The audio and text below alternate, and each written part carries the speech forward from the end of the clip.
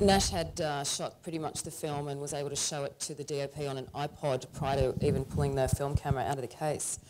Can you explain the process of doing that? It's like a pre-visualisation, isn't it? Yeah, I guess, a lot of the time I'll, especially the more complicated scenes, I'll shoot them with a video camera with Luke Doolan, who edited the film, and we'll block through the action. If we can do it in the location, then we will, and we'll basically work out the timing and the rhythm of the scene, and just roughly, and use that as our guide. It's the way it's sort of conceived and planned out, and then the way they shoot it on the day, and then if you can tighten it up to make it work better. I mean, we spent months editing, trying to just get it so that every little scare and nuance was sort of working really well. Yeah, Luke and I basically overturned every scene we could, and we feel like with what material we had, we tried everything. We just kept working the edit and it over and over, and like even after we locked off, much to everyone's demise, we kept cutting. We kept finding. Even though sound had started, and then we managed to cut another 5.5 minutes out of the film 2 weeks after we'd locked off. Mm. We told the sound department, look, we made a couple of changes, but the reality was we made 50-something changes. Yeah. And we wrote them this list. It took us a day just to write the list of like the frame changes.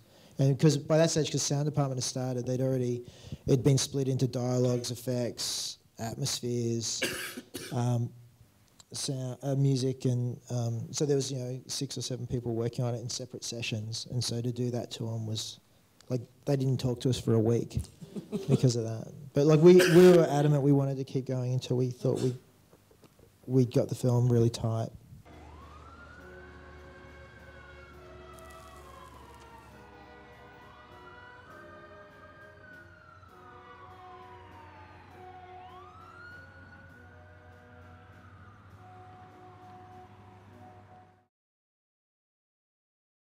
It never ended. Originally, it didn't end like that until about 2 weeks before we started shooting. It was one thing I just, Carla used to get away with the money, and I just wasn't that satisfied with that. And then a couple of weeks before we started shooting, we were down in Warranora where we shot the film, just looking at locations, and we started talking a lot about what else could happen.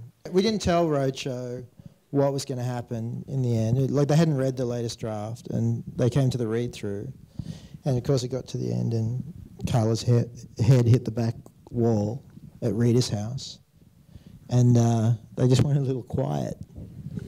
And then they asked me if I was going to shoot an alternative ending, and I said no.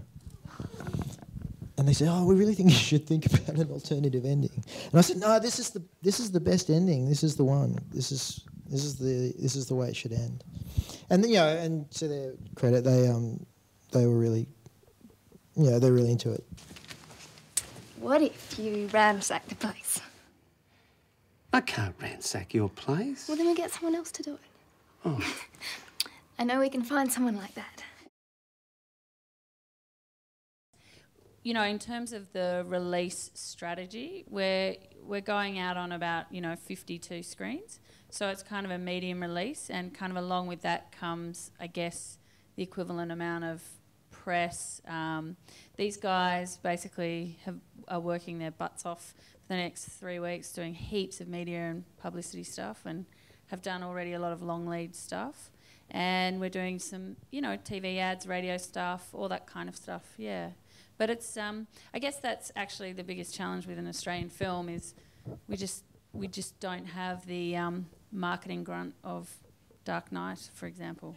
We had to cut all our own trailers and TV spots and all that sort of stuff. Like we couldn't just farm it out. Yeah. Also, we couldn't farm it out because we're control freaks.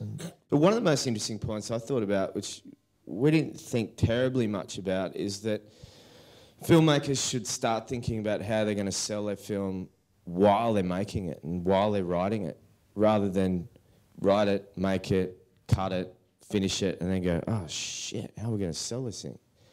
you know, that to start thinking about those things early, and I'm sure that would actually equate to a fair bit of money spent in the end. It's really important, that stuff.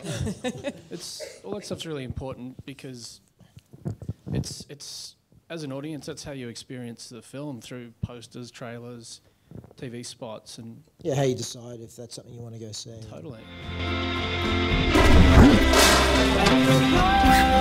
Like, hold it off. Don't get it!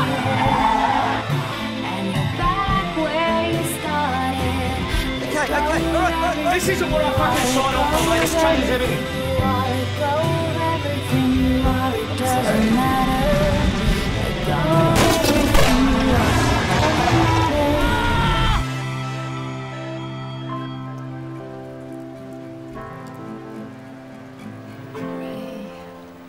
What have we done?